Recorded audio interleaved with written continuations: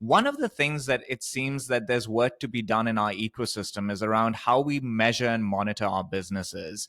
We have overcomplicated SaaS metrics is this theme that our friend David Spitz has been talking about. And he did a number of LinkedIn posts where he kind of broke down why and how, and just for why his point of view on this is important. He's one of the people that came up with the original set of SaaS benchmarks and metrics that we all look at, so he knows this really, really well.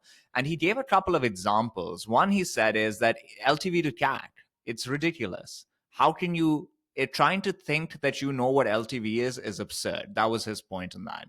And that makes a lot of sense. He thinks a better approach would be the CAC ratio, which is taking the sales and marketing costs and dividing it by your new ARR and getting a ratio there. And if you want to get super fancy, you can do it by net new ARR and upsell and expansion ARR. And if you see a difference there, you kind of know where you have opportunity and where you don't.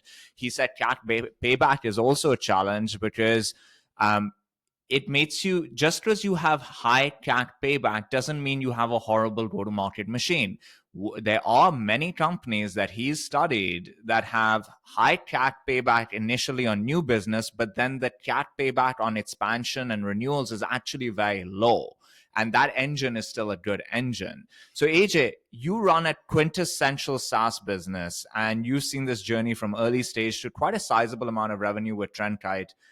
As well, I think that was Series C. So what do you look at? Because there has been this overcomplication. So what is your way of looking at your business? What matters? What doesn't matter? How do you look at it? Yeah, I mean, Sam has talked about his metrics, and the metrics you just cited that were David's are different than the metrics that Sam talked about on purpose, because Dave Kellogg had a really good conversation with Harry VC about this, of like, there's the operator metrics and then there's the investor metrics.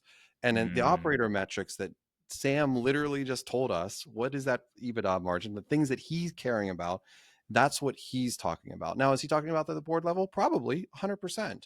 But it's ultimately where last year was a challenge, was that we had this whole thing of KPIs and metrics. We didn't have any benchmarks. We didn't know what great looked like. And we were just like trying to like figure that out. So it caused a lot of challenges where we would like, okay, I guess I'm going to just focus on my bank account, because that's one number that I can at least look at. And that was challenging. To answer your question, Asid, I focus on our North Star metrics: percentage of customers that are running payouts within quota path. Are customers successful? That's the metric that I care about. If that metric is healthy, then the rest will take care of itself. But the team needs to focus on that metric right now. And so just one metric. It's just one metric. Wow. Are customers Simplicity. running payouts? Essentialism, simplicity. That's good.